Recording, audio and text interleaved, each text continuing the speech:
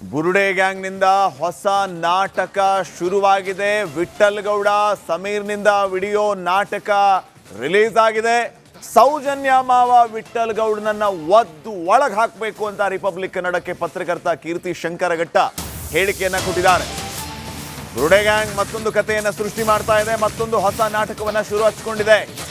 ವಿಠಲ್ ಗೌಡ ಒಂದು ವಿಡಿಯೋ ಮಾಡ್ತಾನೆ, ಸಮೀರ್ ಮತ್ತೊಂದು ವಿಡಿಯೋ ಮಾಡ್ತಾನೆ. ಇವರಿಗೆಲ್ಲ ಬರೀ ನಾಟಕ. ಸೌಜನ್ಯ ಮಾವ ವಿಠಲ್ ಗೌಡನನ್ನ ಮುಲಾಜಿಲ್ದಂಗೆ ಒದ್ದು ಒಳ ಹಾಕಬೇಕು. ರಿಪಬ್ಲಿಕ್ ಕನ್ನಡಕ್ಕೆ ಪತ್ರಕರ್ತ ಕೀರ್ತಿ ಶಂಕರಘಟ್ಟ ಈ ರೀತಿ ಹೇಳಿಕೆಯನ್ನ ಕೊಟ್ಟಿದ್ದಾರೆ.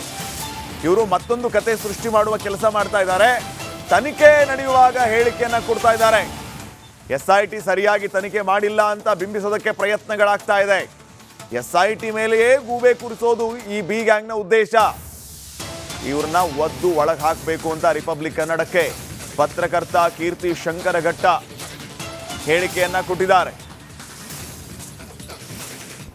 ನಂತರ ಎರಡನೇ ಸಲ ಮಾಜರಕ್ಕೆ ಹೋಗುವಾಗ ಕೆಳಗಡೆ ಎಣ್ಣೆಗಳ ರಾಶಿ ನಮ್ಮ ಕಣ್ಣಿಗೆ ಕಾಣುವಂಥದ್ದು ಒಂದು 5 ನಡೆದಿದೆ. ಮತ್ತೊಂದು ಕಡೆ ತಿಮ್ರೋಡಿ ಮತ್ತು ಮಟ್ಟಣ್ಣವರು ಮಧ್ಯರಾತ್ರಿ SIT ಕಚೇರಿಗೆ ಹೋಗಿದ್ದಾರೆ. ಈ ಒಂದು ವಿಷಯಕ್ಕೆ ನಮ್ಮ ಜೊತೆಗೆ ಪತ್ರಕರ್ತ ಕಿರಿಕಿರ್ತಿದ್ದಾರೆ, ಅವ್ರನ್ನ ಮಾತಾಡಿಸ್ತೀನಿ.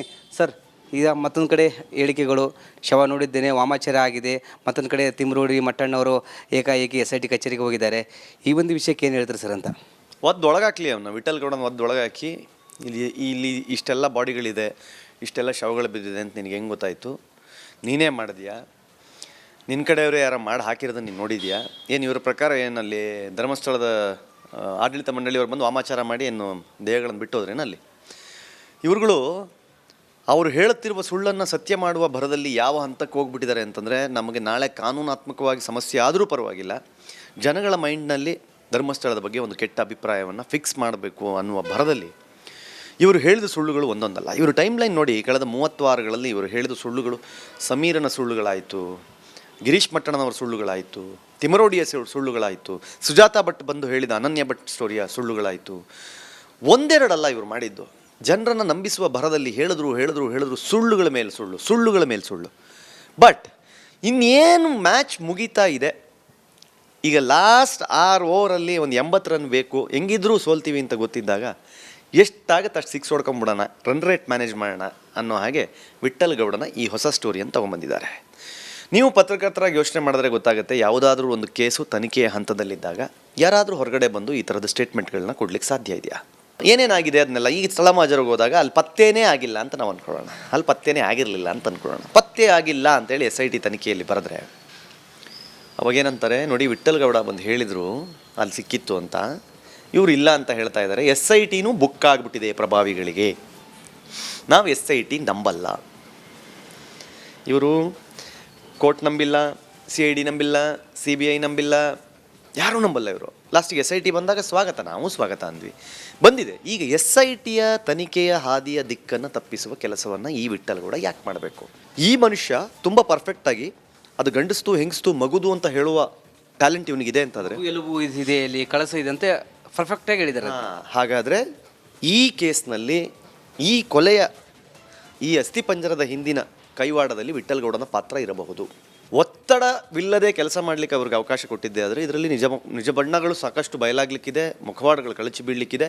ಇವತ್ತು ಮಾಧ್ಯಮದ ಎದುರುಗಡೆ ಕಳಚಿ ಬೀಳ್ತಿರುವ ಮುಖವಾಡಗಳ ಹೊರತಾಗಿಯೂ ಇನ್ನಷ್ಟು, ನನಗೆ ಯಾವಾಗಲೂ ಹೇಳ್ತೀನಿ, ಇದರಲ್ಲಿ ಆ್ಯಕ್ಟರ್ಸ್ ನೋಡ್ತಾ ಇದ್ದೀವಿ, ಡೈರೆಕ್ಟರ್ಸ್ ನೋಡ್ತಾ ಇದ್ದೀವಿ, ಅದರ ಪ್ರೊಡ್ಯೂಸರ್ಗಳನ್ನು ಪತ್ತೆ ಹಚ್ಚಬೇಕಾಗಿದೆ ಅಂತ. ಆ ಪ್ರೊಡ್ಯೂಸರ್ಗಳು ಬರಬೇಕು. ಅದೇ ಕಾರಣಕ್ಕೆ ನಾವು ಹೇಳ್ತಾ ಇರೋದು, ಇಲ್ಲಿ ರಾಜ್ಯ ಮಟ್ಟದಲ್ಲಿ ತನಿಖೆ ಆಗಬೇಕಾದ್ರೆ SITಯಿಂದ ಪರಿಪೂರ್ಣವಾಗಿ ಇದು ಹೊರಗೆ ಬರಲ್ಲ ಅಂತಾದರೆ ಇದನ್ನು NIA ತನಿಖೆಗೆ ನಾವೆಲ್ಲ ಆಗ್ರಹಿಸಬೇಕು. ಗಟ್ಟಿಯಾಗಿ NIA ಬರಬೇಕು, ಈ ತನಿಖೆಯನ್ನು ಸಂಪೂರ್ಣಗೊಳಿಸಿ ಇದರ ಹಿಂದಿರುವ ಷಡ್ಯಂತ್ರದ ಭಾಗವಾಗಿರುವ ಪ್ರತಿಯೊಬ್ಬರನ್ನು ಮುಖವಾಡವನ್ನು ಹೊರ ತೆಗೆದು ಅವರನ್ನು ಜೈಲಿಗಟ್ಟಬೇಕು ಅಂತ ನಮ್ಮ ಆಸೆ.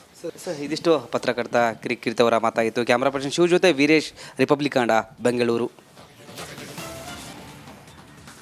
ಬುರುಡೆ ಗ್ಯಾಂಗ್ನಿಂದ ಹೊಸ ನಾಟಕ ಶುರುವಾಗಿದೆ. ವಿಠಲ್ ಗೌಡ ಸಮೀರ್ನಿಂದ ವಿಡಿಯೋ ನಾಟಕ ರಿಲೀಸ್ ಆಗಿದೆ. ಸೌಜನ್ಯ ಮಾವ ವಿಠಲ್ ಗೌಡನನ್ನ ಒದ್ದು ಒಳಗೆ ಹಾಕಬೇಕು ಅಂತ ರಿಪಬ್ಲಿಕ್ ಕನ್ನಡಕ್ಕೆ ಪತ್ರಕರ್ತ ಕೀರ್ತಿ ಶಂಕರಘಟ್ಟ ಹೇಳಿಕೆಯನ್ನ ಕೊಟ್ಟಿದ್ದಾರೆ. ಬುರುಡೆ ಗ್ಯಾಂಗ್ ಮತ್ತೊಂದು ಕಥೆಯನ್ನ ಸೃಷ್ಟಿ ಮಾಡ್ತಾ ಇದೆ, ಮತ್ತೊಂದು ಹೊಸ ನಾಟಕವನ್ನ ಶುರು ಹಚ್ಕೊಂಡಿದೆ.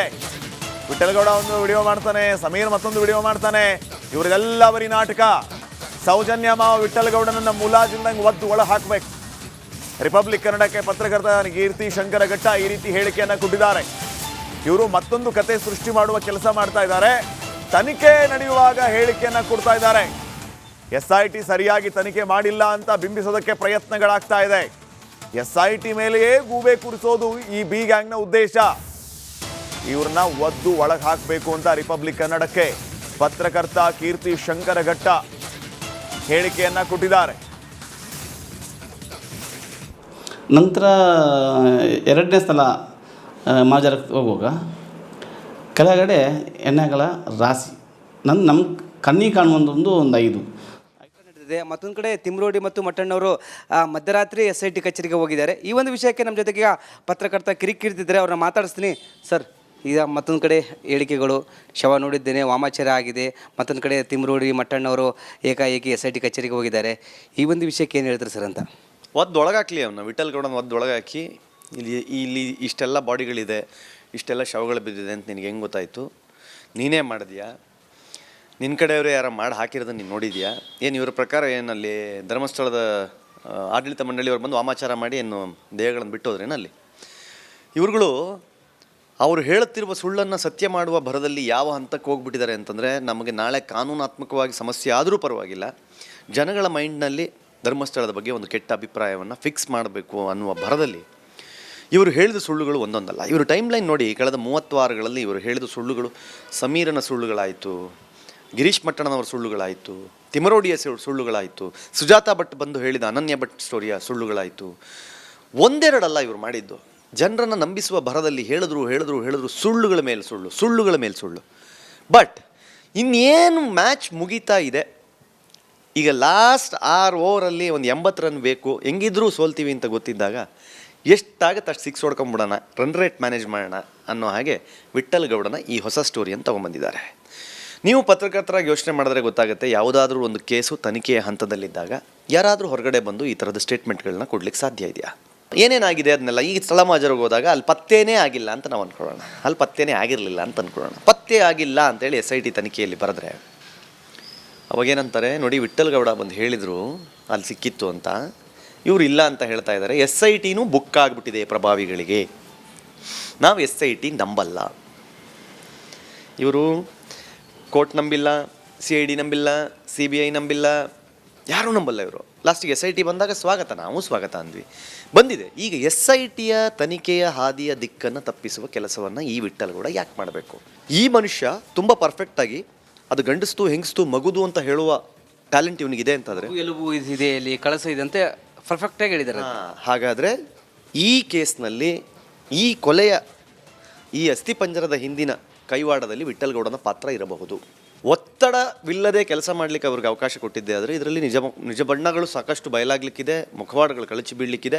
ಇವತ್ತು ಮಾಧ್ಯಮದ ಎದುರುಗಡೆ ಕಳಚಿ ಬೀಳ್ತಿರುವ ಮುಖವಾಡಗಳ ಹೊರತಾಗಿಯೂ ಇನ್ನಷ್ಟು, ನನಗೆ ಯಾವಾಗಲೂ ಹೇಳ್ತೀನಿ, ಇದರಲ್ಲಿ ಆ್ಯಕ್ಟರ್ಸ್ ನೋಡ್ತಾ ಇದ್ದೀವಿ, ಡೈರೆಕ್ಟರ್ಸ್ ನೋಡ್ತಾ ಇದ್ದೀವಿ, ಆದರೆ ಪ್ರೊಡ್ಯೂಸರ್ಗಳನ್ನು ಪತ್ತೆ ಹಚ್ಚಬೇಕಾಗಿದೆ ಅಂತ. ಆ ಪ್ರೊಡ್ಯೂಸರ್ಗಳು ಬರಬೇಕು. ಅದೇ ಕಾರಣಕ್ಕೆ ನಾವು ಹೇಳ್ತಾ ಇರೋದು, ಇಲ್ಲಿ ರಾಜ್ಯ ಮಟ್ಟದಲ್ಲಿ ತನಿಖೆ ಆಗಬೇಕಾದ್ರೆ SITಯಿಂದ ಪರಿಪೂರ್ಣವಾಗಿ ಇದು ಹೊರಗೆ ಬರಲ್ಲ ಅಂತಾದರೆ ಇದನ್ನು NIA ತನಿಖೆಗೆ ನಾವೆಲ್ಲ ಆಗ್ರಹಿಸಬೇಕು. ಗಟ್ಟಿಯಾಗಿ NIA ಬರಬೇಕು, ಈ ತನಿಖೆಯನ್ನು ಸಂಪೂರ್ಣಗೊಳಿಸಿ ಇದರ ಹಿಂದಿರುವ ಷಡ್ಯಂತ್ರದ ಭಾಗವಾಗಿರುವ ಪ್ರತಿಯೊಬ್ಬರನ್ನು ಮುಖವಾಡವನ್ನು ಹೊರ ತೆಗೆದು ಅವರನ್ನು ಜೈಲಿಗಟ್ಟಬೇಕು ಅಂತ ನಮ್ಮ ಆಸೆ.